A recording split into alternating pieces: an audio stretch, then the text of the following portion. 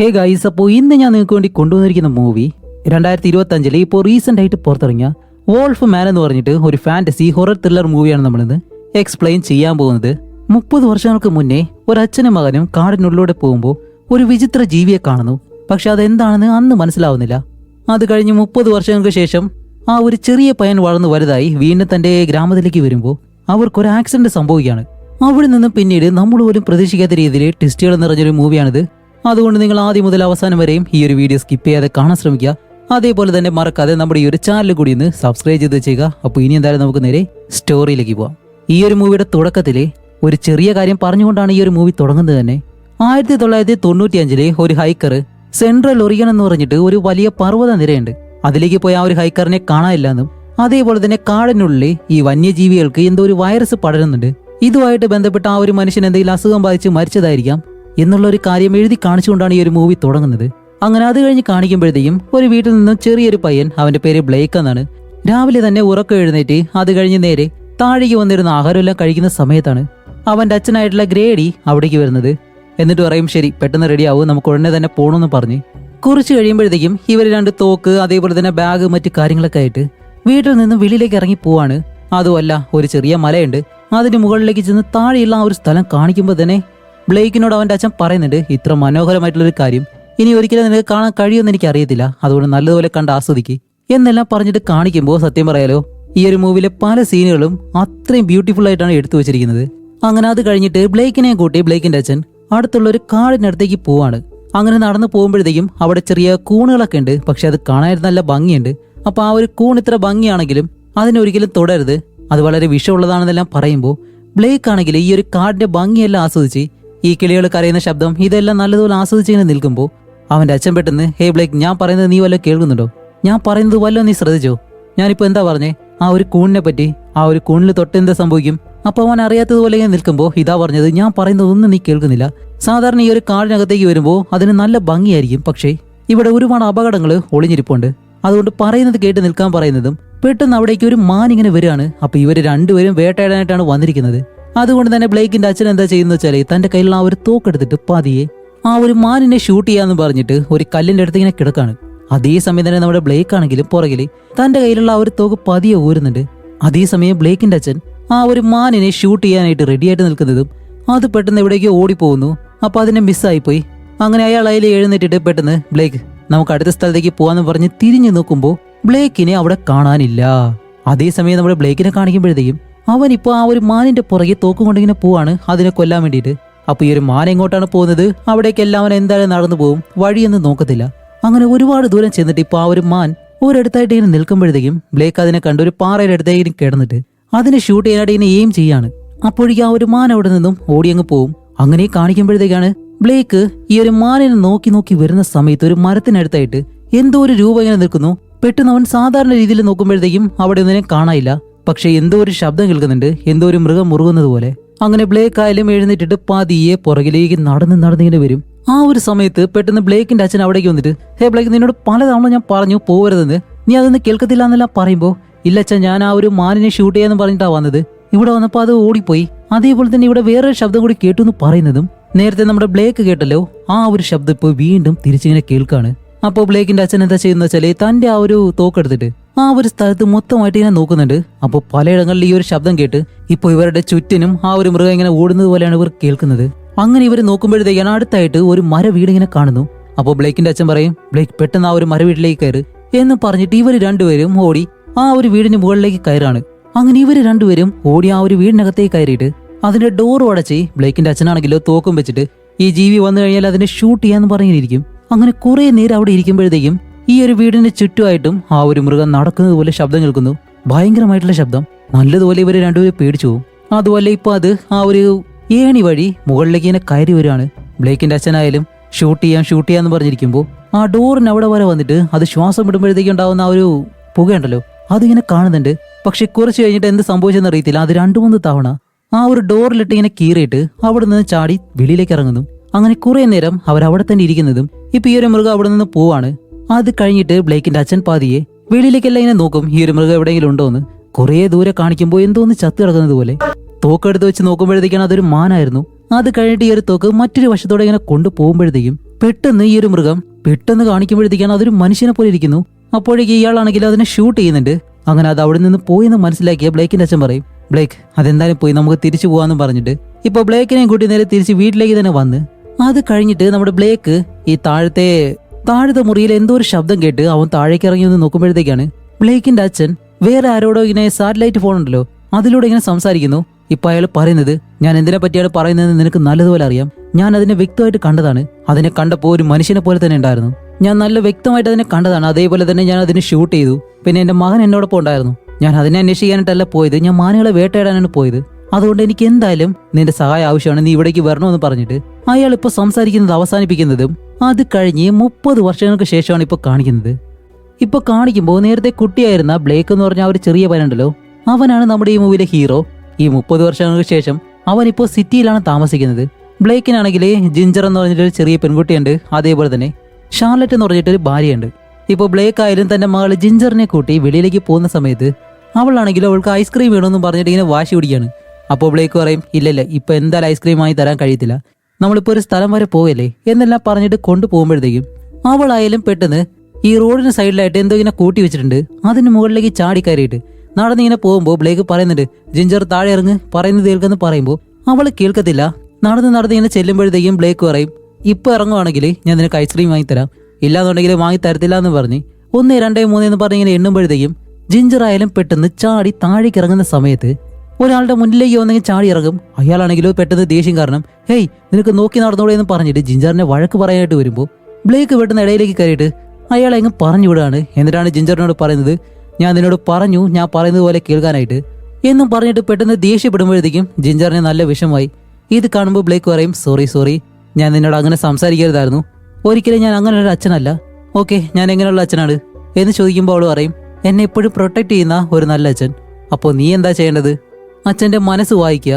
Okay ശരി, അതുപോലെ ഒന്ന് ചെയ്യ്, ഞാനിപ്പോൾ എന്താ ചിന്തിക്കുന്നതെന്ന് തൊട്ട് നോക്കി പറയാൻ പറയുമ്പോൾ ജിഞ്ചർ ആയാലും പതി അവൻ്റെ നെറ്റിയിലേക്ക് കൈവച്ചിട്ട് എൻ്റെ കൊച്ചുകുട്ടിയെ ഞാൻ ഒരുപാട് സ്നേഹിക്കുന്നുണ്ട് എന്നിങ്ങനെ പറയുമ്പോൾ ബ്ലേക്ക് പറയും, ഏയ് അതെങ്ങനെ കണ്ടുപിടിച്ചു? എൻ്റെ മനസ്സിൽ ഞാൻ ചിന്തിക്കുന്ന കാര്യം അതുപോലെ തന്നെ നീ പറയുവാണല്ലോ എന്നെല്ലാം പറഞ്ഞിട്ട് അവളെ സന്തോഷിപ്പിച്ച് അങ്ങനെ വീട്ടിലേക്ക് വന്ന് ഹീറോ പാചകമെല്ലാം ചെയ്യുന്ന സമയത്താണ് അവൻ്റെ ഭാര്യ ഷാർലറ്റ് ഉണ്ടല്ലോ അതിനകത്തേക്ക് കയറി വരുന്നത്. അതുപോലെ അവൾ വരുമ്പോൾ തന്നെ എന്തോ ഒരു ഫയലും കാര്യങ്ങളൊക്കെ കൊണ്ടുവന്നിട്ട് ഹീറോയുടെ കയ്യിൽ കൊടുക്കുന്നുണ്ട്. അപ്പോൾ അതായാലും നമ്മുടെ ബ്ലേക്ക് എടുത്ത് വായിച്ച് നോക്കുമ്പോഴത്തേക്കാണ് അവൻ്റെ അച്ഛനെ പറ്റിയുള്ള കാര്യങ്ങളാണ്. ഇപ്പോൾ ബ്ലേക്കിൻ്റെ അച്ഛനും ആ ഒരു കാടിനകത്തേക്ക് കയറിപ്പോയിട്ട് അയാളെയും കാണാനില്ല, അയാൾക്ക് എന്തോ അസുഖം പിടിച്ചതായിട്ടാണ് അതിൽ എഴുതിയിട്ടുള്ളത്. അതുമല്ല അവരുടെ വീടിൻ്റെ കീയും കിട്ടുന്നുണ്ട്. അപ്പോൾ ഈ ഒരു കാര്യത്തെ പറ്റി തൻ്റെ ഫാമിലിയോട് ബ്ലേക്ക് ഇങ്ങനെ സംസാരിക്കും. അപ്പോഴേക്കും നമ്മുടെ ജിഞ്ചർ ചോദിക്കുന്നുണ്ട്, അച്ഛന് നല്ല വിഷമമുണ്ടോ എന്ന് ചോദിക്കുമ്പോൾ വിഷമമുണ്ട്, പക്ഷേ എൻ്റെ അച്ഛൻ കുട്ടിക്കാലത്ത് എന്നോട് എപ്പോഴും ദേഷ്യത്തോടാണ് സംസാരിച്ചത്. പിന്നെ എനിക്ക് പ്രായപൂർത്തിയായപ്പോൾ ഞാൻ എൻ്റെ ഇഷ്ടപ്രകാരം അവിടെ നിന്ന് മാറുമായിരുന്നു. പിന്നെ ഒരുപാട് കാലം ഞങ്ങൾ സംസാരിച്ചത് പോലുമില്ല. അതുകൊണ്ട് എന്തായാലും അച്ഛൻ്റെ അടുത്തേക്ക് എനിക്ക് പോകണമെന്നുണ്ട് എന്നുള്ള കാര്യങ്ങളൊക്കെ പറയുമ്പോഴത്തേക്കും ഷാർലറ്റ് ഉണ്ടല്ലോ അവൻ്റെ ഭാര്യ, നമ്മുടെ ഈ മൂവിയിലെ ഹീറോയിൻ, അവളാണെങ്കിൽ എപ്പോഴും ജോലി എന്ന് പറഞ്ഞിട്ടാണ് നടക്കുന്നത്. അതുകൊണ്ട് തന്നെ ഈ ഒരു വീട്ടുകാര്യങ്ങളൊന്നും ശ്രദ്ധിക്കാനായിട്ട് അത്ര സമയമൊന്നുമില്ല.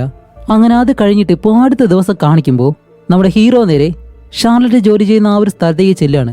അവളാണെങ്കിൽ ഷിഫ്റ്റ് കഴിഞ്ഞ് വരുമ്പോഴത്തേക്കാണ് ഹീറോ പറയുന്നത്, ഇല്ല എനിക്ക് ആ ഒരു സ്ഥലത്തേക്ക് പോകണമെന്നുണ്ട്, എൻ്റെ അച്ഛൻ അവിടെ ഒരുപാട് കാര്യങ്ങൾ വിട്ടിട്ടുണ്ട്, ആ ഒരു കാര്യങ്ങളെല്ലാം എനിക്ക് അവിടെ നിന്ന് എടുത്തുകൊണ്ട് വരണം, അതുകൊണ്ട് നമുക്ക് എന്തായാലും അവിടേക്ക് പോയാലോ, നീ എന്നോടൊപ്പം വരുമോ എന്നിങ്ങനെ ചോദിക്കുമ്പോൾ അവൾ ആദ്യം പറയും, ഇല്ല എനിക്ക് ജോലിയും കാര്യങ്ങളൊക്കെ ഉണ്ടെന്ന് പറയുമ്പോൾ, ഇല്ല ഞങ്ങൾ ഒരുപാട് നാളായിട്ട് ഒരു ഫാമിലി ആയിട്ട് നല്ലതുപോലെ ആഘോഷിച്ചിട്ട് നിനക്കാണെങ്കിൽ ഇപ്പോൾ വീട്ടിലെ കാര്യങ്ങളൊന്നും ശ്രദ്ധിക്കാനായിട്ട് ഒട്ടും സമയമില്ല, നമ്മുടെ മോളോട് പോലും നീ നല്ലതുപോലെ ഒന്നും സംസാരിച്ചിട്ടില്ല, ഇതൊരു നല്ല അവസരമായിരിക്കും, നമുക്കൊരു നല്ല വീക്കെൻഡ് ആഘോഷിച്ചിട്ട് തിരിച്ചു വരാമെന്നിങ്ങനെ പറയുമ്പോൾ അവളായാലും അത് നല്ലൊരു കാര്യമാണ് എന്നുള്ള രീതിയിൽ ഇവരോടൊപ്പം പോകാനായിട്ട് സമ്മതിച്ച് ഇപ്പോൾ അത് കഴിഞ്ഞിട്ട് ഇവരൊരു വലിയ വണ്ടി എടുത്തിട്ട് ഒറിഗോൺ എന്ന് പറഞ്ഞിട്ട് നമ്മുടെ ഹീറോ ജനിച്ചു വളർന്ന ആ ഒരു സ്ഥലത്തേക്ക് പോവാണ്. അപ്പോൾ ഈ ഒരു സിറ്റി വിട്ട് പോയി കഴിഞ്ഞാൽ പിന്നീട് മുഴുവനും കാടാണ്. അങ്ങനെ ഇവരായാലും പല കാര്യങ്ങളെല്ലാം സംസാരിച്ച് ചിരിച്ചും കളിച്ചെല്ലാം ഈ ഒരു കാടിനുള്ളിലൂടെയുള്ള ഒരു വഴിയുണ്ടല്ലോ അതുവഴി ഇങ്ങനെ പോയിട്ട് ഇപ്പോൾ അവസാനം ഹീറോ വണ്ടി ഒരിടത്തേക്ക് കൊണ്ട് നിർത്തിയിട്ടാണ് ആലോചിക്കുന്നത്, ഇത് തന്നെയാണ് ആ ഒരു വഴിയെന്ന്. അപ്പോൾ ഷാർലറ്റ് എന്ത് പറ്റിയെന്ന് ചോദിക്കുമ്പോൾ, ഇല്ല ഈ ഒരു വഴിയായിരുന്നു എൻ്റെ അച്ഛൻ്റെ വീട്ടിലേക്ക് പോകാനായിട്ട്, ഇനി ഇത് തന്നെയാണെന്ന് എനിക്ക് ഉറപ്പില്ല എന്നിങ്ങനെ പറയുമ്പോഴത്തേക്കാണ് നമ്മുടെ ജിഞ്ചർ പെട്ടെന്ന്, അച്ഛാ ആ ഒരു മര വീട്ടിൽ ആരെങ്കിലും ഉണ്ടോ എന്ന് നോക്കാൻ പറയുമ്പോൾ ഹീറോ പതിയെ തിരിഞ്ഞു നോക്കുമ്പോഴത്തേക്കും അതിനകത്ത് ആരോ ഒരാൾ നിൽപ്പുണ്ട്. അതേസമയം അയാൾ പതിയെ താഴേക്ക് ഇറങ്ങി വരുമ്പോഴത്തേക്കാണ് അയാളുടെ കയ്യിൽ തോക്കുണ്ട്. ഇത് കാണുമ്പോൾ ഷാർലറ്റ് പറയും, ബ്ലേക്ക് നമുക്ക് ഇവിടെ നിന്ന് പോയാലോ? ഇല്ലില്ല കുഴപ്പമൊന്നുമില്ല എന്ന് പറയുന്നതും ആ ഒരാൾ പതിയെ നടന്ന് അടുത്തേക്ക് വരുമ്പോൾ നമ്മുടെ ഹീറോ പറയും, ഇതുപോലെ ഞാൻ എൻ്റെ അച്ഛൻ്റെ വീട്ടിലേക്കുള്ള വഴി കണ്ടുപിടിക്കാൻ വന്നതാണ്, ഒരുപാട് കാലം ഇവിടേക്ക് വന്നിട്ട് ഇപ്പോൾ മറന്നുപോയി, അല്ല നിന്റെ അച്ഛൻ്റെ പേരെന്താ ഗ്രേഡ് എന്ന് പറയുമ്പോഴത്തേക്കാണ് അയാൾ പെട്ടെന്ന്, അപ്പോൾ നീ? ഞാൻ ബ്ലേക്ക്. ഓ, അപ്പോൾ നിനക്ക് ഞാൻ ആരാണെന്നറിയോ? ഞാൻ ഡെറക്ക്, കെയിലിന്റെ മകനാണെന്ന് ഇങ്ങനെ പറയുമ്പോഴത്തേക്കും നമ്മുടെ ബ്ലേക്കിന് അവനെ അറിയാം. പക്ഷേ ബ്ലേക്ക് ആണെങ്കിലും അത്ര സന്തോഷമൊന്നുമല്ല. ഒരു പഴയ സുഹൃത്തിനെ കണ്ട സന്തോഷമൊന്നും ബ്ലേക്കിന്റെ മുഖത്തില്ല. അപ്പോൾ ഡെറക്ക് പറയും, ഇത് എൻ്റെ വീട്ടിലേക്കുള്ള വഴിയാണ്, നിങ്ങളുടെ വീട്ടിലേക്കുള്ള വഴി ഇവിടെ നിന്ന് കുറച്ചുകൂടി ദൂരം പോകണം, ഞാൻ എന്തായാലും കാണിച്ചു തരാം എന്നും പറഞ്ഞിട്ട് ഡെറക്ക് നേരെ ഇവരുടെ ആ ഒരു വാൻ്റെ മുന്നിലേക്ക് വന്ന് ഡോർ തുറക്കുമ്പോൾ ഹീറോയിൻ അവിടെ ഇരുന്നിട്ട്, ഓ സോറി ഞാൻ എന്തായാലും പുറകിലേക്കെല്ലാം പോവാന്നും പറഞ്ഞ് അവള് പതിയെ പുറകിലത്തെ സീറ്റിലേക്ക് പോയിരിക്കും. അപ്പോൾ ഡെറക്കായാലും മുന്നിലത്തെ സീറ്റിലിരുന്നിട്ട് അത് കഴിഞ്ഞ് ഒരു വണ്ടി എടുത്ത് പോവാണ്. അങ്ങനെ പോകുമ്പോഴത്തേക്കാണ് നമ്മുടെ ഡെറക്ക് ബ്ലേക്കിനോട് ചോദിക്കുന്നത്, അല്ല നീ എന്ത് ജോലിയാണ് ചെയ്യുന്നത്?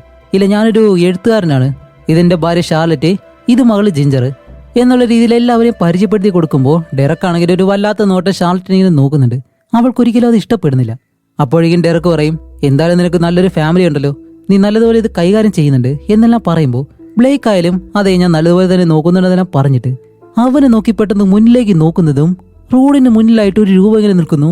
അപ്പോൾ ബ്ലേക്ക് ആയാലും അവനെ ഇടിക്കണ്ടെന്നുള്ള രീതിയിൽ പെട്ടെന്ന് കാർ വെട്ടിക്കുന്നതും അടുത്തുള്ളൊരു കുഴിയിലേക്കാണ് ഇവരുടെ ആ ഒരു വണ്ടി പോകുന്നത്. അങ്ങനെ ഒരുപാട് ദൂരം ഈ ഒരു വണ്ടി താഴേക്ക് പോയിട്ട് ഇപ്പൊ അവസാനം ഒരു മരത്തിൽ വന്ന് ഇടിച്ചങ്ങ് നിൽക്കും. ഇവർക്ക് എന്ത് ചെയ്യണമെന്ന് അറിയത്തില്ല. കുറെ നേരം എല്ലാവരുടെയും ബോധം പോയിട്ട് കുറച്ച് കഴിഞ്ഞ് നമ്മുടെ ഹീറോ കണ്ണു തുറന്നിട്ടാണ്, ഹേ ഷാർലറ്റ്, ജിഞ്ചർ നിനക്ക് കുഴപ്പമൊന്നുമില്ലല്ലോ എന്ന് ചോദിക്കുമ്പോൾ അവർക്ക് രണ്ടുപേർക്കും കുഴപ്പമില്ല. ഡെറക്ക് നീ ഓക്കെ ആണെന്ന് ചോദിക്കുന്നതും അവൻ പതിയെ ആ ഒരു ഡോർ അങ്ങ് തുറക്കുന്നതും പെട്ടെന്ന് അവൻ നേരെ താഴേക്ക് ഒന്ന് വീഴാണ്. കാരണം ഈ ഒരു വണ്ടി കുറച്ച് ഉയരത്തിലാണ് ഉള്ളത്. അപ്പോഴേക്കും നമ്മുടെ ബ്ലേക്ക് ജിഞ്ചറിനോട് ഷാർലറ്റിനോടും പറയും, ശരി നിങ്ങൾ രണ്ടുപേരും വണ്ടിയുടെ മുകളിലേക്ക് കയറ് എന്ന് പറയുമ്പോൾ ഇവർ രണ്ടുപേരും പാതിയെ ഈ ചരിഞ്ഞടക്കുന്ന ഭാഗമുണ്ടല്ലോ അതിന്റെ മുകളിലേക്ക് കയറി ഇങ്ങനെ നിൽക്കാണ്. അപ്പോഴേക്കും നമ്മുടെ ഹീറോ ആണെങ്കിലോ താഴെയുള്ള ആ ഒരു ഡോറ് അത് പതിയെ കൈകൊണ്ട് എത്തിയിട്ട് വലിച്ചിങ് അടയ്ക്കും. ഇപ്പോഴും ഡെറക്ക് താഴെ തന്നെയാണ് കിടക്കുന്നത്. അങ്ങനെ ഡെറക്കിനെ നോക്കി നിൽക്കുന്നതും പെട്ടെന്ന് എന്തോ വന്നിട്ട് ഈ ഒരു കാറിന്റെ ഗ്ലാസ് ഉണ്ടല്ലോ അതിനുള്ളിലേക്ക് ഇങ്ങനെ കൈ കൊണ്ട് അടിക്കുന്നു. അതുപോലെ അതിന്റെ കൈ കൊള്ളുന്നത് നമ്മുടെ ഹീറോയുടെ കയ്യിലാണ്. അപ്പൊ നല്ല വേദനയുണ്ട്. അപ്പൊ ഇവനായാലും താഴേക്ക് നോക്കി നിൽക്കുമ്പോൾ ഡെറക്ക് കരയുന്ന ആ ഒരു ശബ്ദം കേൾക്കുന്നുണ്ട്. പക്ഷെ എന്താണ് സംഭവിക്കുന്നത് അറിയുന്നില്ല. കുറച്ച് കഴിയുമ്പോൾ ഡെറക്കിന്റെ ശരീരം അവിടെ കാണാനില്ല. അങ്ങനെ ഇപ്പോൾ വേറെ വഴിയില്ലാതെ നമ്മുടെ ഹീറോ ആണെങ്കിലും പതിയെ ഈ ഒരു വണ്ടിയുടെ മുകളിലേക്ക് കയറിയിട്ട് അത് കഴിഞ്ഞ് ചാടി താഴേക്ക് ഇറങ്ങും. എന്നിട്ടാണ് നമ്മുടെ ഷാർലറ്റിനെ വിളിക്കുന്നത്, ബാ താഴേക്ക് ഇറങ്ങുമെന്ന് പറഞ്ഞിട്ട് അവളെയും പൊക്കിയെടുത്ത് താഴേക്കാക്കി. അതുപോലെ തന്നെ ജിഞ്ചറിനെയും താഴേക്കിറക്കി. ഇവർ മൂന്നുപേരും ഇപ്പോൾ അവിടെ നിന്ന് ഓടാണ്. കുറച്ച് ദൂരം പോകുമ്പോഴത്തേക്കും ജിഞ്ചർ പറയും, എനിക്ക് കാല് കഴിക്കുന്നുണ്ട്, എനിക്ക് ഓടാൻ കഴിയത്തില്ല എന്ന് പറയുമ്പോൾ ബ്ലേക്ക് അവളെ പൊക്കിയെടുത്ത് വീണ്ടും ഇവരിങ്ങനെ ഓടുമ്പോഴത്തേക്ക് ആ ഒരു വഴി എന്തായാലും ഇവർ കണ്ടുപിടിച്ചു. അങ്ങനെ ഓടി ഇവർ ആ ഒരു കാട്ടിൽ നിന്ന് വെളിയിലേക്ക് ഇറങ്ങുമ്പോൾ ഇവരുടെ ആ ഒരു വീടുണ്ടല്ലോ ഹീറോ കുട്ടിക്കാലത്ത് താമസിച്ചിരുന്ന ആ ഒരു വീട് ഇവർ കണ്ടുപിടിക്കുമ്പോൾ ബ്ലേക്ക് പറയും, ശരി ബാ ഓടെന്ന് പറഞ്ഞിട്ട് മൂന്നുപേരും ആ ഒരു വീടിനടുത്തേക്ക് ഓടുകയാണ്. അതേസമയം ഇവരുടെ പുറകെ തന്നെ ആ ഒരു മൃഗം കരയുന്ന ശബ്ദം ഇവരെ ഫോളോ ചെയ്യുന്നത് പോലെ ആ ഒരു ശബ്ദം കേൾക്കുന്നുണ്ട്. അങ്ങനെ മൂന്നുപേരും ഒരു വിധത്തില് ആ ഒരു വീടിനകത്തേക്ക് കയറി ഡോർ അടച്ച് അങ്ങനെ ഇവർ ഓടി വീടിനകത്തേക്ക് കയറിയതിനു ശേഷം അവര് രണ്ടുപേരെ ഒരിടത്തേക്ക് മാറ്റിയെടുത്തിട്ട് നമ്മുടെ ബ്ലേക്ക് ആ ഒരു ഡോറിന്റെ അടുത്തായിട്ട് ഇങ്ങനെ നിൽക്കാണ്. അപ്പോഴേക്കും വെളിയിൽ നിന്ന് ആ ഒരു മൃഗം കണ്ടല്ലോ അതിന്റെ ശബ്ദം ഇങ്ങനെ കേൾക്കുന്നുണ്ട്. അത് കഴിഞ്ഞ് ഈ ഒരു മൃഗമാണെങ്കിൽ വീടിന് ചുറ്റും ഇങ്ങനെ നടക്കുവാണ്. ബ്ലേക്ക് ആയാലും ഓരോ വശങ്ങളിലേക്ക് വന്നിട്ട് ഇനിയിപ്പോൾ എന്ത് ചെയ്യണമെന്ന് അറിയത്തില്ല. ഇനിയിപ്പോൾ ലൈറ്റ് ഇട്ട് കഴിഞ്ഞാൽ എന്തായാലും ആ ഒരു മൃഗം പോവും എന്നുള്ള രീതിയിൽ ബ്ലേക്ക് പതിയെ ആ ഒരു ബേസ്മെന്റ് ആയിട്ടുള്ള റൂമുണ്ട് അവിടേക്ക് ഇറങ്ങി ചെന്നിട്ട് അവിടെ ഇങ്ങനെ നോക്കുമ്പോഴത്തേക്കും മെയിൻ സ്വിച്ച് ബോർഡ് കാണുന്നതും പെട്ടെന്ന് അവൻ അതങ്ങ് ഓൺ ആക്കുമ്പോഴത്തേക്കും ഒരു പഴയ ജനറേറ്ററാണ്. അത് കുറെ കാലമായിട്ട് പൊടി അടിച്ചിരിക്കുമായിരുന്നു. പെട്ടെന്ന് അത് സ്റ്റാർട്ടായിട്ട് ഈ വീടിനകത്ത് വെളിച്ചവും കാര്യങ്ങളും വരുന്നത് കൊണ്ട് ഇപ്പോൾ വെളിയിലുള്ള ആ ഒരു മൃഗം എങ്ങോട്ട് ഓടിപ്പോയി.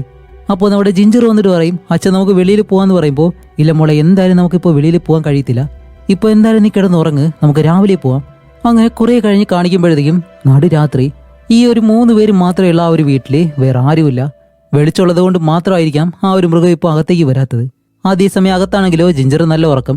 അവൾ ഉറങ്ങിയെന്നും പറഞ്ഞിട്ട് അവളുടെ കാലെടുത്ത് സോഫയിലേക്ക് വെക്കുമ്പോഴത്തേക്കും അവൾ പെട്ടെന്ന് കണ്ണുറക്കുന്നു. എന്നിട്ടാണ് അവൾ ചോദിക്കുന്നത്, അല്ല ആ ഒരു ട്രീ ഹൗസിൽ നിന്ന് ഇറങ്ങി വന്ന മനുഷ്യൻ അയാൾ മരിച്ചോ എന്ന് ചോദിക്കുമ്പോൾ ഹീറോ പറയും, എനിക്ക് അറിയത്തില്ല എന്ന് പറയും. ഡെറക്കിനെ പറ്റിയാണ് അവൾ ചോദിക്കുന്നത്. എന്നിട്ട് അവളോട് പറയും, നീ എപ്പോഴും ചെയ്യുന്നത് പോലെ തന്നെ അച്ഛൻ്റെ മനസ്സ് വായിക്കാനായിട്ട് നിനക്ക് എപ്പോഴും കഴിയണം, അതാണ് നമ്മൾ തമ്മിലുള്ള ആ ഒരു ഇഷ്ടം പങ്കുവയ്ക്കുന്നത് എന്നെല്ലാം പറഞ്ഞ് അവളോട് കിടക്കാൻ പറഞ്ഞിട്ട് നേരെ വെളിയിലേക്ക് വരുമ്പോൾ ഷാർലറ്റ് ചോദിക്കും, അല്ല വെളിയിൽ കണ്ട അത് എന്താണെന്ന് ചോദിക്കുമ്പോൾ അതൊരു മൃഗത്തെ പോലെ കരയുന്നത് ഞാൻ കേട്ടിരുന്നു. പക്ഷെ ഒരു കാര്യം എന്താണെന്ന് വെച്ചാൽ ആ ഒരു കാറിൽ നമ്മളെ അറ്റാക്ക് ചെയ്തതിന് ശേഷം അത് രണ്ട് കാലിൽ എഴുന്നേറ്റ് നിൽക്കുന്നത് ഞാൻ കണ്ടു എന്നും പറഞ്ഞിട്ട് അവൻ ഇങ്ങനെ മറ്റൊരിടത്തേക്ക് പോകുമ്പോഴത്തേക്കും ഷാർലറ്റിന് എന്താണെന്ന് മനസ്സിലാവുന്നില്ല. അങ്ങനെ അവനാണെങ്കിലോ വലിയൊരു കബോർഡ് ആ ഒരു ഡോറിനടുത്തേക്ക് കൊണ്ടുവന്ന് ഇങ്ങനെ തള്ളി വെക്കുകയാണ്. അപ്പോൾ അവൾ ചോദിക്കും, ശരി നമുക്ക് ആരെയും സഹായത്തിനായിട്ട് വിളിക്കണ്ടേ, എങ്ങനെ എന്ന് പറഞ്ഞിട്ട് ഇപ്പോൾ നമ്മുടെ ബ്ലേക്ക് അവളെ വിളിച്ച് നേരെ താഴേക്ക് കൊണ്ടുപോയിട്ട് ഇവന്റെ അച്ഛൻ്റെ ആ ഒരു റേഡിയോ ഉണ്ടല്ലോ അതുവഴി ആരെയും വിളിക്കാനായിട്ട് ഇങ്ങനെ ട്രൈ ചെയ്യാണ്. അങ്ങനെ അവിടെ ഇരുന്ന് ഇവർ ശ്രമിക്കുന്ന സമയത്താണ് നമ്മുടെ ബ്ലേക്കിന് എന്തോ ഒരു സ്മെല്ല്. ഏയ് നിനക്കത് മണക്കുന്നുണ്ടോ എന്ന് ചോദിക്കുമ്പോൾ ഇല്ല, എന്തു പറ്റി? അവനായാലും പതിയെ അടുത്തൊരു ഡോറിന്റെ അടുത്തേക്ക് ചെന്നിട്ട് അത് തുറക്കുമ്പോഴത്തേക്കും അതിനകത്ത് മാംസം കെട്ടിത്തൂക്കിട്ടേക്കുന്നു. ഇത് ഒരു കേടാവാതെ സൂക്ഷിച്ചു വെച്ചിരിക്കുന്നതാണ്. അപ്പൊ അത് കാണുന്നതും അതിൽ ചെറിയൊരു പീസ് എടുത്തിട്ട് ദേ എന്റെ അച്ഛൻ ചെയ്താണ്, നമുക്ക് എന്തായാലും ഇന്ന് രാത്രി കഴിക്കാനുള്ളതുണ്ട് എന്നും പറഞ്ഞിട്ട് ആ ഒരു മാംസം എടുത്ത് അവൻ പെട്ടെന്ന് കടിക്കും. അങ്ങനെ ചവയ്ക്കുന്ന സമയത്താണ് പെട്ടെന്ന് അവന്റെ പല്ല് വേദനിക്കുന്നത് പോലെ കാണിക്കുമ്പോൾ അവന്റെ പല്ല് വായിൽ നിന്ന് ഇളകി വീണേക്കാണ്. അപ്പൊ ഷാർലറ്റ് ആയാലും പതിയെ എഴുന്നേറ്റ് അവന്റെ അടുത്തേക്ക് വന്നിട്ട് ഒരു തുണി എടുത്ത് കൊടുത്ത് ഇപ്പൊ അവൻ വാ കഴുകുന്ന സമയത്താണ് അവന്റെ കയ്യിൽ നിന്ന് രക്തം വരുന്നു. അങ്ങനെ ആ ഒരു ഷർട്ട് പൊക്കി നോക്കുന്നതും അവന്റെ കൈ നല്ലതുപോലെ കീറിയിട്ടുണ്ട്. ഇതെങ്ങനെ സംഭവിച്ചതെന്ന് ചോദിക്കുമ്പോൾ അവൻ പറയും ഇല്ല, ഞാൻ കൈ കൊണ്ട് ആ ഒരു ഗ്ലാസ്സിലേക്ക് ഇടിച്ചിരുന്നു, അപ്പം മുറിഞ്ഞതായിരിക്കാന്ന് പറയുമ്പോൾ ഇല്ല, അത് ഒരിക്കലും ആ ഗ്ലാസ് കൊണ്ട് മുറിഞ്ഞതല്ല, ഇതെന്തോ വന്ന് നിന്റെ കയ്യിൽ കീറിയതാണ് എന്ന് പറഞ്ഞിട്ട് ഇപ്പൊ ആ ഒരു മുറിവിൽ മരുന്നെല്ലാം വെച്ചിട്ട് അത് നല്ലതുപോലെ കെട്ടിവെക്കും. അപ്പോഴേക്കും ബ്ലേക്ക് ഷാർലറ്റിനോട് പറയും ശരി, എനിക്ക് വേണ്ടി നീ ആ ഒരു റേഡിയോ അത് വീണ്ടും ട്രൈ ചെയ്യുന്നോട്ടേക്ക് ഞാൻ മുകളിലേക്ക് പോയിട്ട് വരാമെന്ന് പറഞ്ഞ് അവ നേരെ മുകളിലേക്ക് പോകുന്നു. അതേസമയം വെളിയിൽ ഇപ്പോഴും ആ ഒരു മൃഗം വെളിയിൽ തന്നെയുണ്ട്. നേരത്തെ ഹീറോ പറഞ്ഞതുപോലെ അത് 2 കാലിൽ എഴുന്നേറ്റ് നിൽക്കണമെന്നുണ്ടെങ്കിൽ അതിപ്പോ എന്താണെന്ന് മനസ്സിലാവുന്നില്ല. അകത്ത് കാണിക്കുമ്പോൾ നമ്മുടെ ബ്ലേക്ക് ആണെങ്കിലോ ഈ ഒരു ഡോറ് അതടയ്ക്കാൻ വേണ്ടി തടിയെല്ലാം വലിച്ചുകൊണ്ട് എടുക്കാണ്. അപ്പോഴേക്കാണ് നമ്മുടെ ജിഞ്ചർ വേറൊരു മുറിയിൽ നിന്നിട്ട് അവനിങ്ങനെ നോക്കുന്നു. അപ്പൊ അവൻ ചോദിക്കും അല്ല ജിഞ്ചർ, നീ ഉറങ്ങിയില്ലേ? ഇവിടെ എന്താ ചെയ്യുന്നതെന്ന് ചോദിക്കുമ്പോൾ പുറകില് നമ്മുടെ ഹീറോയിനും അവനെ തന്നെ ഇങ്ങനെ നോക്കാണ്. അല്ല, നീ ആ ഒരു റേഡിയോ പരിശോധിച്ചില്ലേ, നീ ഇവിടെ എന്താ ചെയ്യുന്നതെന്ന് ചോദിക്കുമ്പോൾ ഇവർ രണ്ടുപേരും വളരെ വിചിത്രമായിട്ട് ഹീറോയെ തന്നെ ഇങ്ങനെ നോക്കുന്നു. അപ്പോൾ അവൻ പറയും അല്ല ഇതെന്ത് പറ്റി? ഓക്കെ, ഞാൻ ഇത് റെഡി ആയിക്കൊണ്ടിരിക്കല്ലേ, 2 മിനിറ്റിനകം എന്തായാലും ശരിയാക്കാം എന്നും പറഞ്ഞിട്ട് ഇവരെ രണ്ടുപേരോട് പോയി കിടന്ന് ഉറങ്ങാൻ പറയും.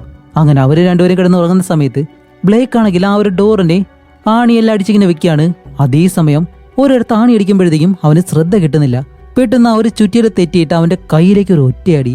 അതുമല്ല, അവനിപ്പോ എന്തൊക്കെയോ മാറ്റങ്ങൾ കയ്യിൽ സംഭവിക്കുന്നത് പോലെ.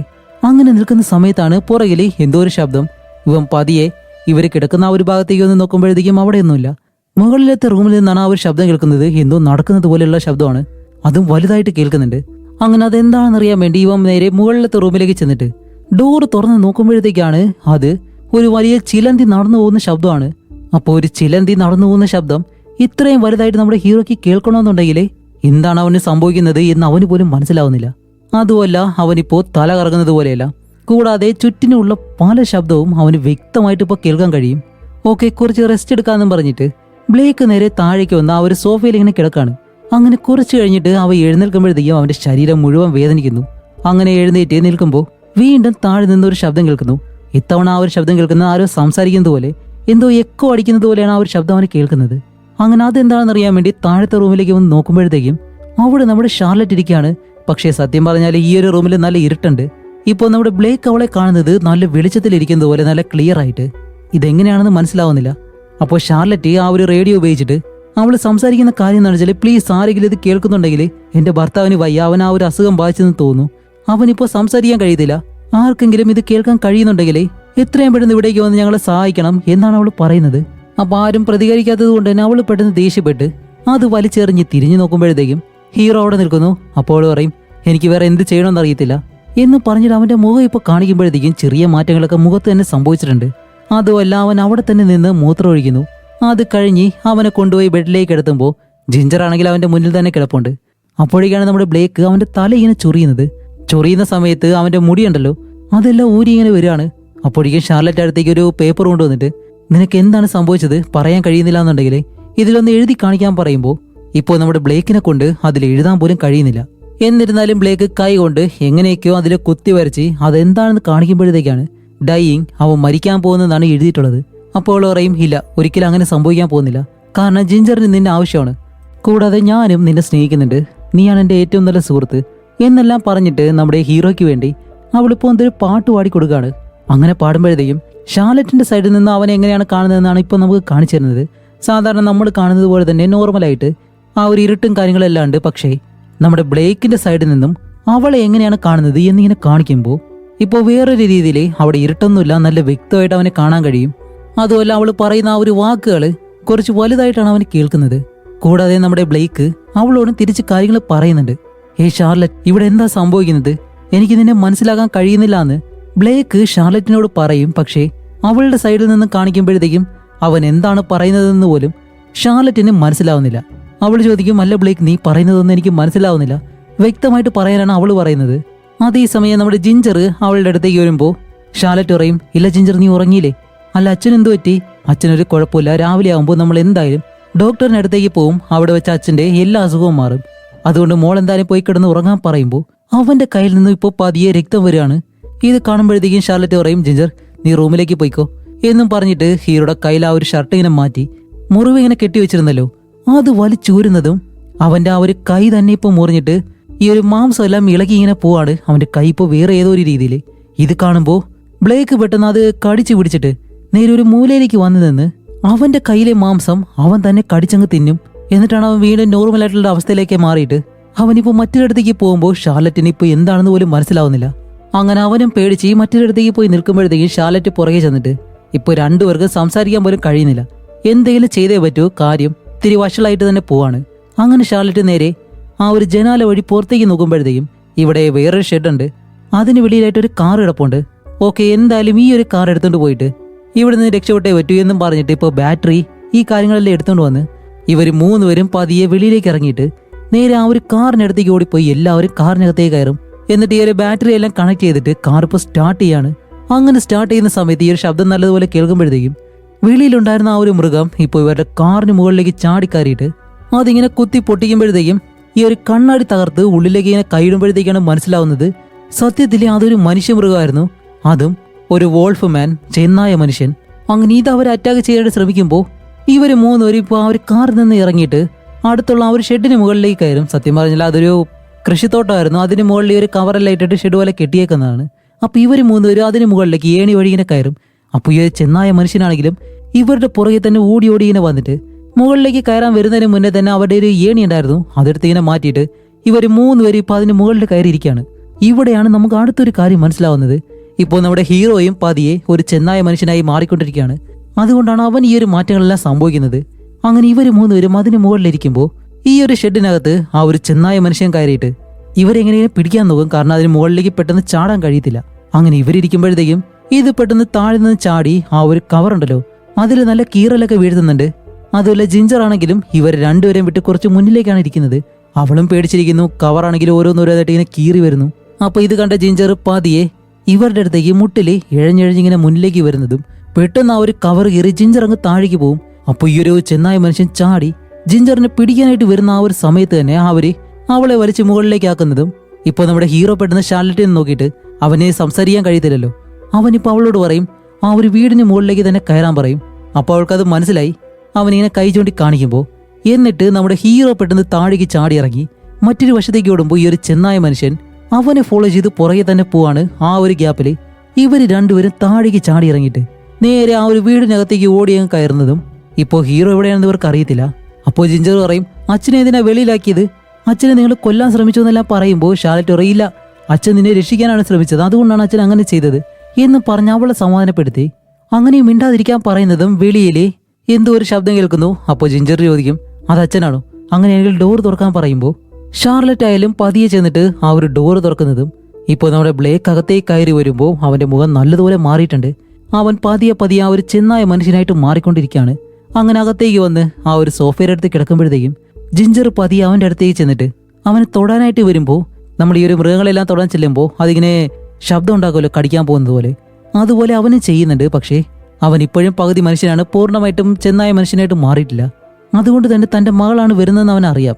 അപ്പോൾ അവൻ മിണ്ടാതിരിക്കുമ്പോൾ അവന്റെ തലയിലേക്ക് അവൾ കൈവച്ചിട്ട്, അച്ഛനിപ്പോൾ എന്താ ചിന്തിക്കുന്നതെന്ന് എനിക്കറിയാം, എന്നെ ഒരുപാട് സ്നേഹിക്കുന്നുണ്ടെന്നല്ലേ എന്ന് പറയുമ്പോഴത്തേക്കും ഇപ്പോൾ ബ്ലേക്ക് ആണെങ്കിലും അവളെ ഒരു ചെന്നായ കാണുന്ന രീതിയിലാണ് കാണുന്നത്, അതും മറ്റൊരു രീതിയിൽ.